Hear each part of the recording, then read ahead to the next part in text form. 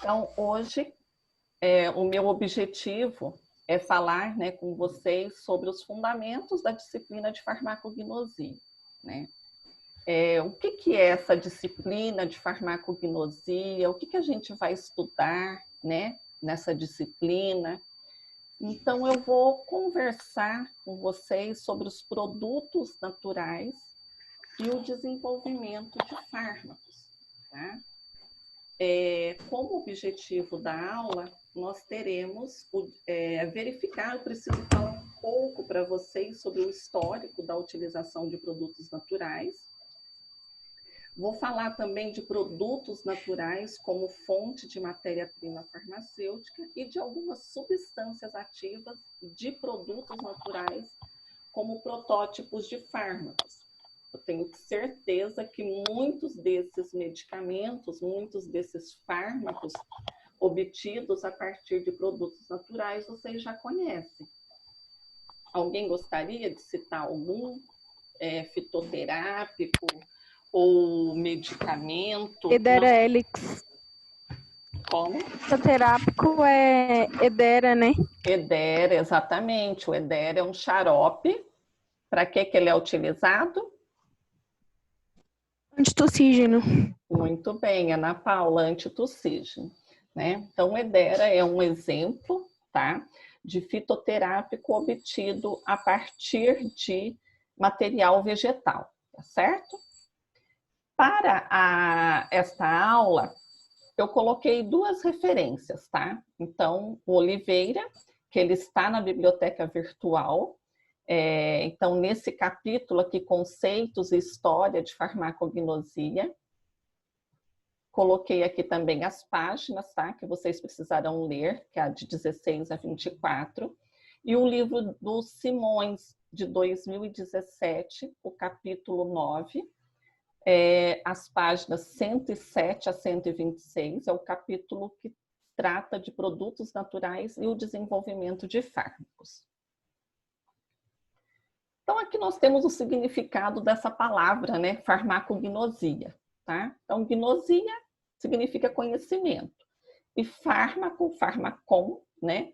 Ela significa substância medicinal, fármaco ou droga. Então, é o conhecimento do fármaco ou da droga ou de uma substância medicinal. Então, essa disciplina aqui, a farmacognosia, ela faz parte do curso de ciências farmacêuticas, olha só, desde 1920, muitos anos atrás. E ela estuda os fármacos ou potenciais fármacos de origem natural. Então, vocês observem aqui que existe um equívoco muito grande, que muitas pessoas pensam que a farmacognosia, a gente estuda apenas compostos de origem natural a partir de espécies vegetais, tá? Mas a farmacognosia, apesar da grande ênfase ser produtos ou fitoterápicos obtidos a partir de espécies vegetais, a farmacognosia também é uma disciplina que estuda medicamentos que são obtidos a partir de micro-organismos, de fonte animal e de organismos marinhos, tá? Então, não é só espécie vegetal que poderá dar origem a um novo medicamento que é estudado pela farmacognosia, mas também nós poderemos ter outras fontes que não a vegetal, tá? Que também dará origem a novos ou potenciais medicamentos. Então, isso aqui são dados de uma pesquisa que foi feita, tá? Na no FDA, que é o Food and Drug Administration, que ela mostrou que nos anos que correspondem a 1981 e 2014, olha só, 65% dos fármacos aprovados por essa agência aqui de medicamentos, né, e alimentos, que é uma americana, né, vocês conhecem, 65% deles eram produtos naturais ou derivados de produtos naturais, sintéticos ou semissintéticos. E apenas 35% são derivados totalmente sintéticos.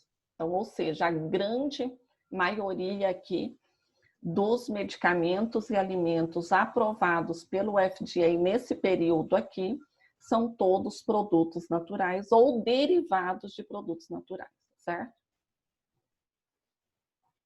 Aqui eu coloquei uma linha do tempo, né? Desde, olha só, 1804 até 1987, de alguns medicamentos clássicos, tá? Que nós fazemos uso até hoje, né? E que eles são ou foram obtidos de fontes naturais, né? Então aqui vocês conhecem a morfina. A morfina, ela tem qual ação? Tirar a dor intensa. Isso, é um analgésico opioide, é um analgésico forte, né? Então a morfina, ela foi extraída de onde? Do ópio, né? O ópio que é a fonte. Isso, o ópio é a fonte de morfina. O ácido acetil salicílico também é um medicamento. Qual que é a ação dele? Analgésico. Analgésico, e foi obtido de onde? Inicialmente? Do salgueiro. Salgueiro, ou o nome científico Salix alba, né? Outro exemplo aqui, clássico, né, conhecido nosso, olha só, penicilina, né? Penicilina foi isolada do fungo Penicillium notatum, né? E a penicilina tem uso como antibiótico. Antibiótico, isso aí. Aí nós temos tubocurarina, que é um anestésico, alcaloides da vinca para o tratamento do câncer, Taxol, né, que é um agente antitumoral, artemisinina, o captopril, que é utilizado para o tratamento da hipertensão, e a lovastatina também, que é utilizada para diminuição de colesterol, né? Pessoas que têm síndromes metabólicas, colesterol elevado, utilizam lovastatina como um agente antilipídico, né? Então, vocês vejam aqui que nós temos diferentes medicamentos aqui que surgiram, né, no decorrer dos anos, obtidos todos eles de fontes naturais, né, tanto de espécies vegetais, como a morfina, o AS, a tubocurarina, o Taxol, e outros, né, que foram obtidos de micro-organismos, como, por exemplo, a penicilina, a lovastatina, né, que foram obtidos de micro-organismos, de fungos, certo? E de fonte animal, né, nós temos aqui o captopril. Aqui eu não coloquei nenhuma fonte de organismo marinho, mas é uma área da farmacognosia que tem sido muito estudada atualmente, né? São essas fontes de novos ou potenciais medicamentos de origem marinha, tá? De organismos marinhos. Aqui é só uma informação, né? Vocês vejam que, olha só, a penicilina, ela foi descoberta em 1929, tá? Então, a penicilina, né, G, ela também recebe o nome de benzilpenicilina, mas ela só foi introduzida como antibiótico durante a Segunda Guerra Mundial, né, em 1943. Por quê? Dificuldade de isolamento e produção em larga escala, né? Então, essa era uma das principais dificuldades de se trabalhar com produtos naturais, tá? Então, hoje, com as técnicas modernas, né, de espectroscopia, metabolômica, então isso tem facilitado o estudo de novos ou potenciais fármacos a partir de origem natural, tá? Mas nessa época em que a gente não tinha essas técnicas modernas, né, a dificuldade de isolamento e produção em larga escala era bastante elevada. Então, a farmacognosia, ela é considerada uma disciplina multidisciplinar. Por quê? Porque para eu estudar a farmacognosia, eu preciso conhecer a química orgânica dos compostos, eu preciso conhecer farmacologia, microbiologia, eu preciso saber como que o medicamento vai atuar, né? Então, por isso que nós falamos que a farmacognosia, ela é multidisciplinar. Eu tenho que ter conhecimento de várias áreas, inclusive da agronomia, botânica, etnobotânica. Por quê? Eu preciso saber como que aquela espécie vegetal é cultivada, né? Para que eu possa saber como aqueles compostos, os constituintes químicos presentes naquele produto natural é obtido, tá? Então, a farmacognosia, ela é uma ciência aplicada que cuida dos aspectos bioquímicos, biológicos, econômicos das drogas naturais e seus componentes, que têm uma ação fisiológica sobre o organismo. Então, o objetivo, né? Qual que é o objetivo principal da farmacognosia? É estudar e conhecer os produtos naturais de importância terapêutica. E aí, dentro desse objetivo geral, né, a gente tem outros que são mais específicos, que fazem parte da análise macro e microscópica da droga vegetal, tá? Então, a farmacobotânica, né? A identificação dos constituintes químicos, o controle de qualidade físico, químico e físico-químico. Então, nós teremos, tanto em laboratório quanto na teoria, os principais técnicas que serão utilizadas, né, para esse controle de qualidade, tá? E parcerias, né? Eu falei para vocês que é uma disciplina multidisciplinar, e que nós precisamos, então, fazer parcerias com outras áreas, como a farmacologia, a toxicologia, para a gente entender, né, como que esses compostos, esses constituintes químicos irão atuar. E qual a importância, né, terapêutica dele, ou mesmo se, ao invés de apresentar alguma ação terapêutica, poderá, ao contrário, ter alguma ação tóxica. Tudo bem até agora? Sim? Sim. Ok. Sim, tranquilo. O que se espera, né? O que se espera de uma planta ou produto natural para que possam ser considerados medicinais? O que vocês acham? Para que uma planta possa ser considerada, né? Vamos pegar a planta aí, que é o principal, né, que é o mais estudado. Para que ela possa ser considerada uma planta medicinal, o que eu devo levar em consideração? O que vocês acham? Se ela tem algum efeito colateral? Tem o quê? Ela tem algum efeito colateral? Além, não só. A gente tem que pensar, sim, nesses estudos, né, de efeitos colaterais, mas o principal alvo, quando eu penso em uma planta para ela ser considerada medicinal, essa planta ela deverá apresentar isso aqui, ó, substâncias ou princípios ativos. Nós podemos chamar substâncias medicinais, princípios ativos ou metabólitos secundários, tá? Então, é isso que faz com que a planta... Porque eu posso ter uma planta qualquer, mas ela não é uma planta medicinal. Então, para ela ser chamada de planta ou produto medicinal, essa espécie precisa obrigatoriamente apresentar um princípio ativo, tá? Um constituinte químico, um composto. Aqui eu coloquei como, por exemplo, a quercetina, tá? Que é um flavonoide, ou eu também chamo de metabólito secundário, ou princípio ativo, que vai ter uma atividade biológica, tá certo? Então, aí sim, eu falo, né, que aquela espécie que contém o constituinte químico quercetina e que apresentou uma atividade biológica, no caso, ação antioxidante, né, que a quercetina apresenta, ação anti-inflamatória, tá? É, então, o que faz com que seja considerado um produto medicinal, certo? Então, eu digo que uma planta é medicinal, né? O que é uma planta, então, medicinal? Tá?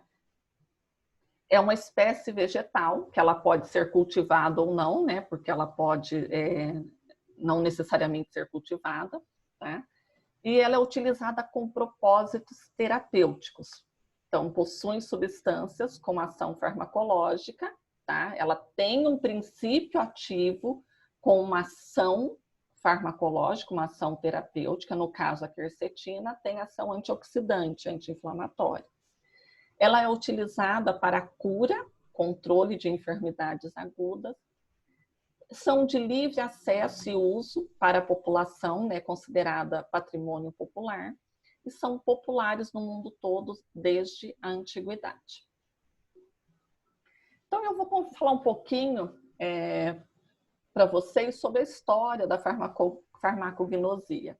Eu sei que muitos não gostam da história, né, mas é importante a gente ter o conhecimento de como tudo isso surgiu para que a gente entenda como que está hoje, né? Então, esse uso, né, das plantas, por que eu vou falar das plantas? Porque atualmente que a farmacognosia vem estudando princípios ativos de outras espécies, de outras fontes que não as vegetais, tá? Mas, inicialmente, a farmacognosia, a origem, né, a história dela, era apenas de produtos ou medicamentos que eram obtidos apenas de plantas medicinais, tá certo? Então, o uso das plantas, ele é tão antigo quanto a própria existência da raça humana. Nós temos registros, olha só, do uso de plantas medicinais desde 2600 a.C., tá? Pelos sumérios. 3000 a.C., na Índia, né? O livro sagrado dos Vedas, ele apresentava registros, tá? Do uso de plantas medicinais. 2500, o livro de Pentisal, ele cita 365 drogas, tá? Neste livro, que são as bases da medicina chinesa, né? Esse livro. E depois, em 500 depois de Cristo, nós temos, né, no Egito o papiro de Ebers, e que esse registro ele descreve 700 substâncias medicamentosas, tá? Nesse papiro de Ebers, e essas plantas, todas elas tinham atividade biológica, tá? Aí nós temos 10.000 anos atrás os indígenas americanos, que eles utilizavam a erva mate, o cacau e o milho. 900 a.C., na Grécia antiga, né, chamava os medicamentos de farmacon, tá? E aí, nessa época, ainda eles associavam o efeito das plantas a questões sobrenaturais. E 500 a.C., Pitágoras, né, que trouxe o conhecimento da medicina humoral para explicar a atuação das substâncias químicas de origem alimentar no organismo. Depois, Hipócrates, né? Vocês já ouviram falar do Hipócrates, ele é considerado o pai da medicina, né? Foi ele que inaugurou a medicina racional, ou que nós chamamos de naturalista. Então, ele descrevia sintomas, período de ocorrência, condições de vida e outros aspectos relacionados à enfermidade, numa obra que ficou conhecida, né, por Corpus Hipocrático. E aí vai, né, século I, a compilação, né, de várias plantas medicinais nesse livro aqui de História Natural.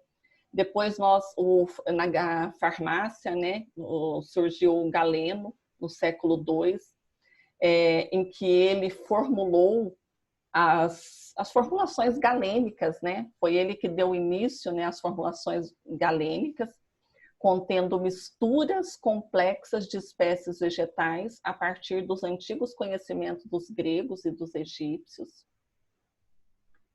Depois, em 350, Teofrastos olha só, foi 350 teofrastos depois de Cristo em que ele registrou a utilização da papoula, né? Então, nós falamos no início da aula que a papoula, ou Papaver somnífero, é de onde é extraído o que nós extraímos da papoula? Morfina. Muito bem, o ópio, onde está presente a morfina. Além da morfina, nós temos codeína, tebaína, né? Todos esses compostos são extraídos da papoula. Então, nesse período aqui, Teofrastos, que era discípulo de Aristóteles, ele já tinha observado que a papoula, né, a ação do ópio da papoula, certo? É bastante antigo. Então, tá aqui, né, Papaver somnífero, aqui nós temos a estrutura química. Então, esse é o princípio ativo. Por isso que Papaver somnífero é considerado planta medicinal, porque é uma espécie, é um produto natural que apresenta constituintes químicos, como a morfina, a tebaína, tá? A codeína, e esses constituintes, esses princípios ativos apresentam ação analgésica, certo? Aí vem, então, 50 depois de Cristo, Dioscórides, com esse livro aqui, A Matéria Orgânica, né, intitulado Matéria Orgânica, continha cerca de 500 drogas vegetais, com descrição, inclusive, da terapêutica dessas espécies, tá, vegetais. Com a queda do Império Romano, né, nós tivemos o controle, então, da Igreja Católica, e nós sabemos que a Igreja Católica, ela queimou, né, muitos do que se conhecia, né, inclusive sobre as plantas medicinais, tá? Então, muitas pessoas foram queimadas, né, em praça pública por serem consideradas bruxas pelo fato de utilizarem ervas medicinais. Eu sou católica, mas infelizmente isso aconteceu, né? E no período da Renascença nós tivemos Paracelso, né, o famoso inventor da química medicinal, em que ele afirmou que havia componentes terapeuticamente ativos e passíveis de serem extraídos por processos químicos. E aí, em 1789, Jussot, que é um médico francês, ele, nesse livro aqui, Genera Plantarum, tá? Foi uma obra pioneira da classificação botânica das plantas. Depois, outro cientista que famoso em 1808, também francês, François Magendie, ele elaborou o Formulaire, né, que pode ser considerado a obra que ensina sobre o uso de vários remédios na época. E depois, no Brasil, né, 1587, o Gabriel Soares de Souza, ele foi autor do Tratado Descritivo do Brasil, né, descrito os preparados empregados pelos indígenas. Então, tudo que os indígenas utilizavam, né, que tinham uma ação terapêutica, foi descrito, né, por Gabriel Soares de Souza, né, português, nesse tratado descritivo. E aí, né, com a vinda da família real, foi inaugurado o Jardim Botânico, né, por determinação de Dom João VI, e nós tivemos um avanço no registro e cultivo de espécies vegetais. A farmacopeia portuguesa foi o primeiro compêndio oficial utilizado no Brasil, relativo às informações sobre plantas medicinais até o século XX. Depois, em 1926, nós tivemos a primeira edição da farmacopeia brasileira. E aí, lá em 1940, né, durante a Segunda Guerra Mundial, nós tivemos a expansão, tá, da indústria farmacêutica, né? Então, as plantas medicinais, elas foram empregadas como insumo para o isolamento e posterior síntese de moléculas, que nós chamamos, né, de fitofármacos, com destaque para digoxina e digitoxina, que são encontradas, né, na digitalis purpúrea, e para a morfina, tá, presente, então, no Papaver somnífero. Então, nós temos aqui a digitoxina, tá? Quando o R é hidrogênio, e digoxina, quando o R é hidroxila, né? Esses dois princípios ativos, eles foram muito utilizados para o tratamento da insuficiência cardíaca congestiva e para certas arritmias, e foram isolados, né, da digitalis purpúrea. Durante o século XIX, a farmacognosia enveredou para o que veio a ser o que nós chamamos hoje de fitoquímica, né? E depois o que veio a ser atualmente o que nós chamamos de química dos produtos naturais. Então, o que a farmacognosia ela estuda? Isolamento e purificação de princípios ativos de plantas medicinais.